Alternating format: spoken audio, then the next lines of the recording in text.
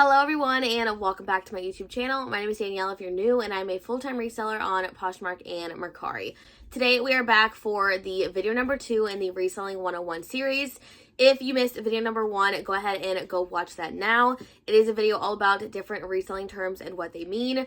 These terms will be used and talked about in this video and the videos moving forward. So if you missed that and you're not sure of like reseller lingo, I would definitely go watch that just so you're caught up and you're not a little confused when you're watching the rest of the series. So initially I had a completely different video planned, and upon filming it and editing it, I hated it. So I ultimately decided to scrap the video that I already filmed and kind of go back to the drawing board. So we're here for video number 2 in the series, and it's going to be all about sourcing. We're going to talk about tips and tricks on how to source better and faster, as well as talk about how to look up comps while you're in the thrift store. So the first thing you need when you're starting a reselling business is stuff to sell, and that is where sourcing comes into play. You can source at so many different places. You can go to thrift stores, you can go to garage sales, you can go to estate sales, you can even source online. In this video, we're going to be focusing mainly on thrifting because that is how most resellers do get their inventory. If you're brand new and you've never been in a thrift store before, you're probably going to be extremely lost, but that's okay because I've been there and every other reseller has been there, where you go sourcing for the very first time and you have no idea where to start, what to look for, you have no idea what you're doing. But that's why I created this series, to help new sellers not only get started in reselling, but also be successful. So when you first start sourcing, what I suggest to do is you want to start small. You want to look at 1 to 2 categories the first few times you go into the thrift store, because if you try to look at the whole store, you're going to overwhelm yourself and it's probably not going to be the best experience. Looking at 1 to 2 categories is not only going to help you not get overwhelmed, but it's also going to help you get practice so that you can kind of work your way up to looking at the entire store. Now, when you first go into the thrift store, you're not going to know what you're looking for. I would definitely recommend doing some research online on the platform you want to sell on and kind of see, okay, what brands are selling, what trends are selling. One big thing to keep in mind is brand is not everything. Trends are also a really big thing in reselling. So in order to be successful, you not only have to have a good brand knowledge, but you also have to have a good knowledge of trends and styles that are popular. The biggest thing that's going to help you when you're first starting out is looking up comps. Now, what this means is when you find an item that you personally think is going to sell well, or you think it'll be doing well, maybe it's a brand that you have heard of, maybe it's a good style that you've been seeing a lot of people wearing, what you want to do is you want to look up the comps. Now, this simply means going to the platform you're going to be selling on and looking up what this item is selling for. So you're probably wondering, how exactly do I look up comps and how does that work? So what I'm going to do is I'm going to pull 2 items out of my inventory, which is all around me, and I'm going to show you guys exactly how to look up comps for those couple items. One thing I do want to say before I show you guys how to look up comps is they are not a tell-all. I would not base every price and everything you do in your business off of sold comps.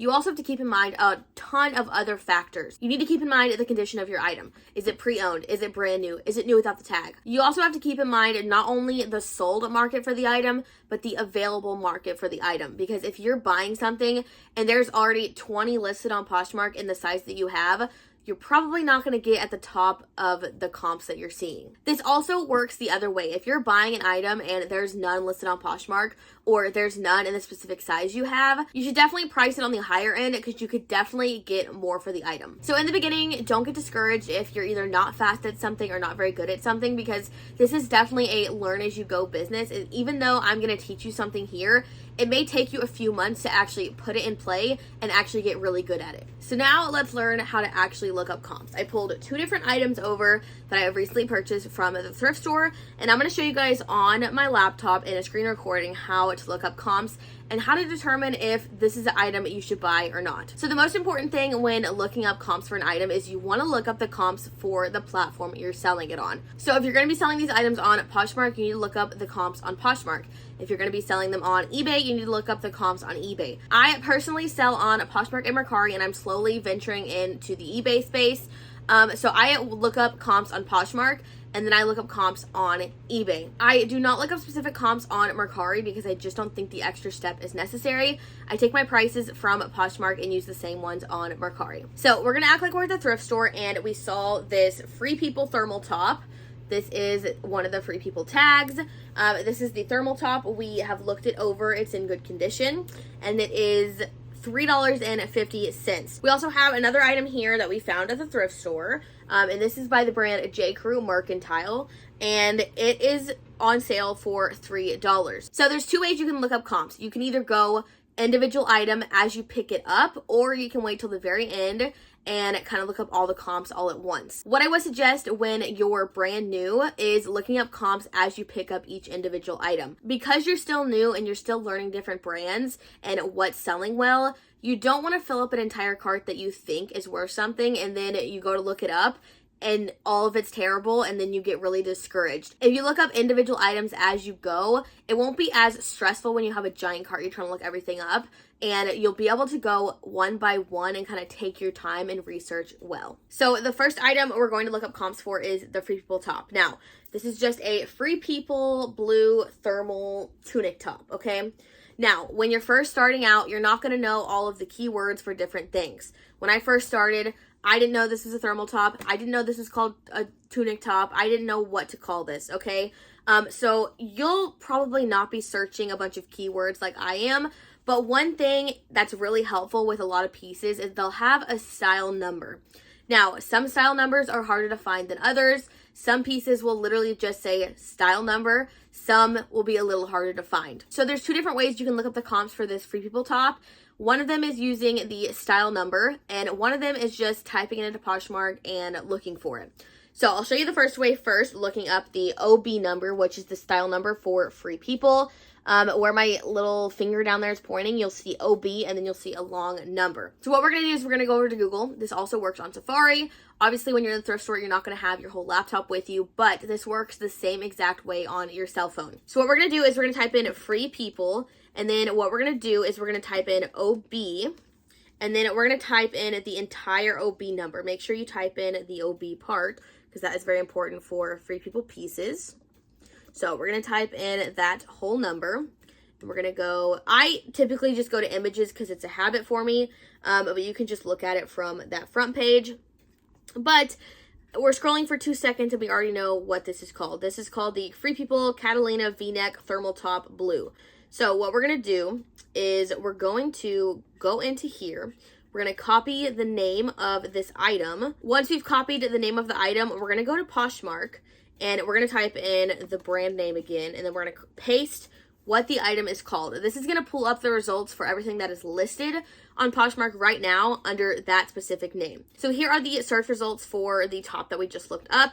You also want to keep in mind the size of the item that you have, because that's also important. If you maybe have a size that no one else has listed, that'll make your item worth a little more. Now, we have a size medium, and right off the bat, we're seeing a medium. You also want to be careful here because you want to make sure you're looking at the color you have. We have blue, so we're going to stick to look at the blue. We're not going to look at the gray. We're not going to look at the orange. So the first thing I do is I kind of scroll through the available search results first, just to see what people have my color and size listed at currently. So right now we have a 29 in a medium in blue. We have a 45 in a medium in blue. We have a 40 in a medium in blue. We have a 45 in a medium in blue. And then we're going to just keep on scrolling for just a little bit. I don't usually spend too much time on it, and that's kind of all I see right off the bat. So then what I'm going to do is I'm going to come up here to sold items. So then we kind of want to scroll through the sold listings and look for what we have. So this one's blue, sold for 10. Then we have a bunch of new with tag ones that the prices are kind of all over the place. I keep on scrolling typically. We have 49s that are new with the tag. What else do we have? So as you can see for this specific Free People top, the comps are kind of all over the place. And this happens quite often. In this case, you kind of have to make the decision for yourself, which this is what's going to take a lot of practice, because in my case, I know that Free People thermal tops typically sell pretty well for me personally. So I decided to pick this up for $3.50, and I'm going to list it for $40. Experience in reselling definitely helps in determining which items you want to get. But in the beginning, you don't have experience, so you kind of have to go based off comps and based off your gut and what you think is going to sell. This can be really nerve-wracking sometimes because you really don't know what you're doing at the beginning. So you kind of have to make some decisions that you're not 100% sure on. One very important thing is I may be teaching you how to look up comps, but it is 100% on you and your decision whether you're going to buy something or not and you think it's a good decision. You will always buy something that ends up not being worth what you thought it was going to be worth, or ends up not selling or selling for like $10. And maybe you thought in the beginning, oh, this will be a great profit, this will be a great item. Still to this day, I have items that I buy that either don't sell or they sell for a really bad amount and I barely make a profit. This is always going to happen because the market and the trends are always changing. What you do when this happens is really important. You have to make sure that you are learning from your mistake. So say you bought a shirt for like $3 for a certain brand. It never sold and it's still sitting in your inventory 2 years later. What are you going to do? Are you going to get discouraged and give up? No. You're going to take that item, redonate it because it was a bad buy, and you're going to learn from that mistake, and you're not going to buy that brand or that item again. So even though I'm teaching you how to look up comps and I'm teaching you a bunch of the basics of reselling, a lot of reselling is going to be experience and trial and error, and that is going to take time. But you have to make sure that you don't get discouraged, and you have to always keep trying and be consistent, and I promise you, you will do amazing. So I want to go back to looking at this Free People top, because if you do not want to sit there and look up style numbers and names and all that stuff, which in my opinion is the best way to look up comps because it's most accurate, you don't have to look it up that way. What you can do is you can type in Free People and you can type in blue waffle knit thermal tunic top, enter. Obviously, this is different in the sense that it's not the exact same top, exact same color, nothing. You're just kind of getting a ballpark for Free People thermal tops. So you can look up items this way, but I would definitely recommend looking up style name, style number, getting what the exact piece is called, because that's how you are going to be most accurate in looking up comps and most accurate in determining if you should buy a piece or not. So we're going to do that one more time on the J. Crew sweater. Now, we're going to do the same first method as we did last time. We're going to find the style number. Now, with J. Crew, the style number is just on this inside tag, and you want to look up what says style number. Now, we're going to go back over to Google. We're going to type in J. Crew, and then wherever it says style number, we're going to type in everything after that. So mine says K4748, and then we're going to push enter.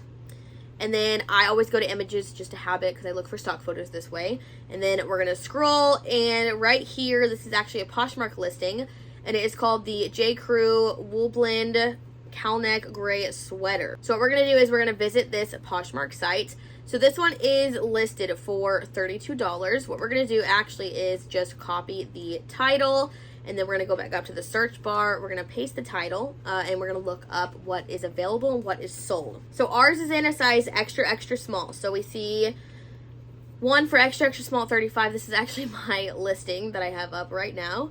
We're going to keep scrolling, and I don't really see a ton of this same sweater, which is fine. You won't always find a ton of the same sweater. And then we're going to go to the sold items. So we're going to kind of scroll through the sold comps, and I'm not just going to look at the ones that look just like my sweater because there's not going to be a ton, but we're going to look at some similar ones. So this is a little similar that sold for $19. This one's kind of similar for $14. This is our sweater for $20. This one is a $46 one, but that would not be accurate because this is a wool alpaca blend. Our sweater is not an alpaca blend, so that would not be an accurate price for our sweater. Keep on going. We have a 26, a 27, 29. This is our exact sweater for $15. We'll keep on scrolling just a little bit longer, see if we can see any more that are just like the sweater we have. So I don't see a ton. The prices are kind of all over the place again. So this is where you'll have to make the decision on whether or not you think it's a good buy. Other pieces that you look up are going to be like no-brainer. They're all selling for $50 or more dollars. Some of them are going to have comps that are all over the place, like these two items I showed you. I picked these items on purpose because I knew the comps were kind of all over the place. And this is the kind of decisions you're going to have to make. You're going to have to determine whether or not the $3 risk is worth making. Okay, you're going to sell it for $25. You'll make $20 minus the $3 you paid, $17 profit. Still a great profit. Personally, I'm going to list this sweater at $35 because I have experience selling J. Crew. I like selling J. Crew, and I like to price my items a little on the higher side to allow for offers. So another way you could look up this J. Crew sweater is you could type in J. Crew gray. It's like a speckled material. Cowl neck wool blend sweater is how you would describe that. So we will go to the sold items once again. This is just the same way we looked up the Free People top, but it's not using the exact style name, which does not bring you up the same results, but it does bring you up some of the same results because they do have the same keywords in them. So when we're looking through this, we see some of the same exact sweaters we just saw, and we're just looking at more comps. You can look up the sweater you have. Either way, it's really up to you how you want to look it up. I will say that looking up the style name and number and all of that is a little more time consuming, but it does give you a more accurate representation of what your item is selling for, and I would recommend using it that way. Now, not all items are going to have style numbers. That's just, it's a thing. Some of them are going to be hidden. You'll have to just get practicing on that to figure that out. I do have a couple videos up on my channel about how to find stock photos, which does use these style numbers for the pieces to find the photos. This is the same exact way you'll look it up to find comps as well. So if you want to go watch those, that'll also be helpful in kind of teaching you how to look up comps as well. But you can really use either way. It's kind of just a personal preference. I am giving you both tools. You can kind of choose which one you want to use. So now that I've showed you guys how to look up comps and determine if you want to buy something or not, now I'm going to talk about some tips and tricks on how to source smarter and faster. So once you've gotten the hang of sourcing and you're kind of in the groove of it, what you want to do is you want to look at every single category that you sell. So if you are focusing women's fashion and shoes, you want to make sure you look at all the shoes and you want to look at every single clothing category. There are gyms all over the thrift store. You just have to look for them. And they could be in unsuspecting places as well. So just make sure you're searching the entire store and looking at every single category. Sometimes they mismark stuff, whether it's they mismark women's shoes to men's shoes, or sometimes they do women's leggings as kids' leggings. And a lot of the times they do women's jeans as men's jeans, which they don't really know better. They're not getting paid that well. They really don't care. So you need to be proactive and look at a bunch of like unsuspecting categories, because you could find a hidden gem in between a bunch of like men's jeans or kids' leggings or whatever the case may be. And as you shop at certain stores more, you'll kind of know, okay, they always tag this wrong. They always tag this wrong. I have a thrift store I go to that a lot of the times they will mark women's shoes as men's shoes. So I love to go look at the men's shoes and try to find like a hidden women's shoe in there. So the biggest tip I'm going to give you guys is to look up everything you find. Now, when you get into the point of reselling that I'm at, you don't need to look up every single thing. But to this day, I still look up probably 85% of what I buy. There are some things that I find that I have sold over and over again. I know how much I want to pay for it. I know how much my max is I want to pay for it. I know how much I'll sell it for, and I don't need to look it up. But for a lot of things, I still do look it up because I'm just not sure, and I've never sold that specific item before, so I don't know what the market is like. So the best way to make smart decisions is to look up everything you're getting, because even though it may be a good brand, that doesn't mean it has a high resale value, and just because it has a high retail value doesn't mean it has a high resale value. Another really important thing to keep in mind is you need to kind of adapt to not only trends and styles, but also thrift store prices changing. This has been a really big topic in the past year, year and a half, 2 years as the pandemic has come about. In my opinion, thrift store prices have definitely gone up. You have to know in your mind how much you want to spend on certain items that will make you this profit. You need to also know in your mind how much profit you want to make. Do you want to double your money? Do you want to triple your money? Do you want to quadruple your money? Have a guideline in your mind so that you know when you're at the thrift store, okay, this I can buy and this will be in my profit range. This I cannot buy. It is not in my profit range. One of the biggest tricks I can give you is when you see a brand that you've never seen before, look it up. Just look it up. If it is a brand that you've never seen at the thrift store in your life and you think, okay, I like this piece, maybe it's a good trend, it's a good style, it feels nice, look it up, because you have no idea what that is worth. I've found a couple random brands in the racks and looked them up, and they ended up being some of my favorite brands to sell. But this is the number one way to learn new brands, is to find new brands in the racks and look them up. Yes, you can learn new brands from YouTube and Instagram and everything and just searching on Poshmark.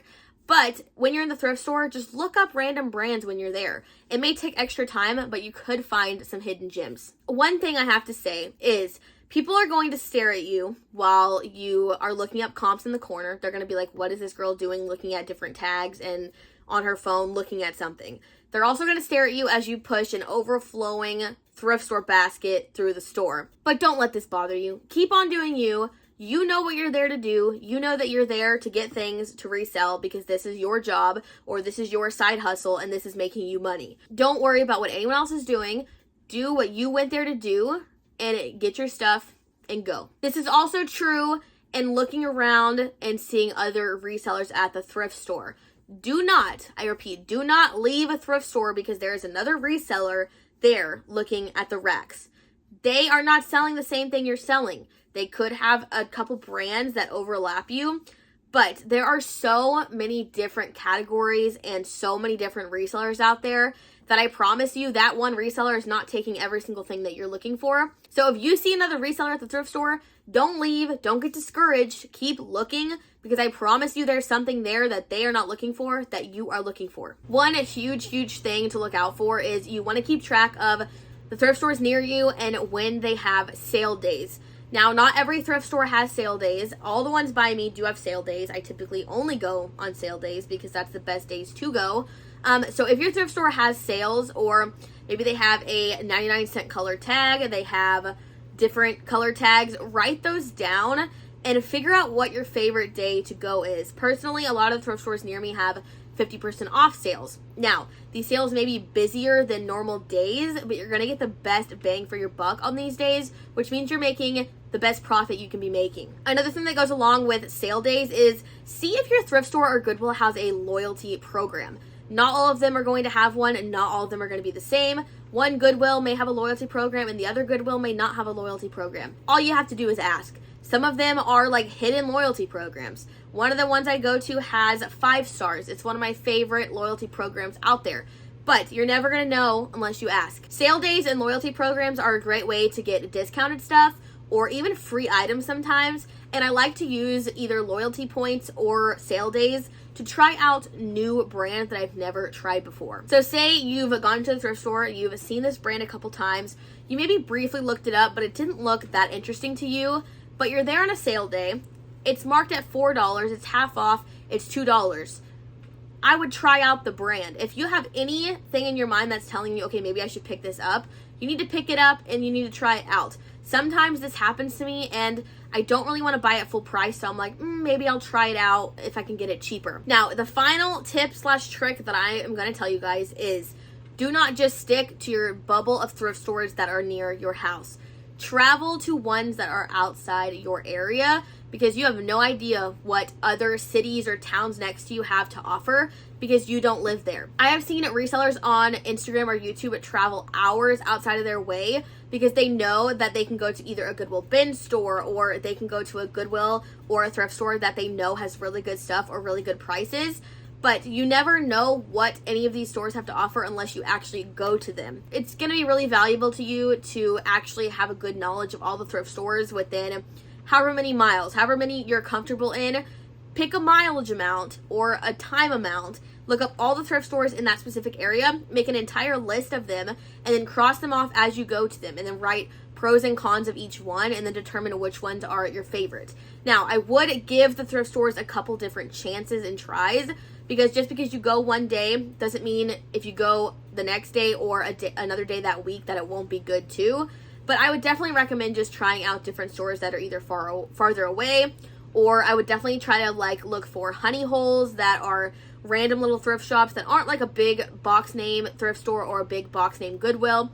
It is just a little hole in the wall place because those can often be the best kinds of places. Alright guys, I'm going to go ahead and leave this sourcing video off here. If you have any tips and tricks of your own, maybe I didn't mention it, maybe it's just what you do personally, leave them down below so we can share our tips and tricks with everyone else. I hope you guys learned a little something about sourcing, maybe any tips and tricks on how to source faster and smarter, and I hope you're ready to get out there and find some goodies. Thank you guys so much for watching this video. Don't forget to like the video if you're enjoying, subscribe, and turn on that bell notification to be notified every time I post a new video. Also, don't forget to stay tuned for next week's Reselling 101 series of video because we are going to be talking all about what I do when I get home from the thrift store with a big old bag of goodies and how I determine how to price my items. Thank you guys so much for watching, and I will see you again next week.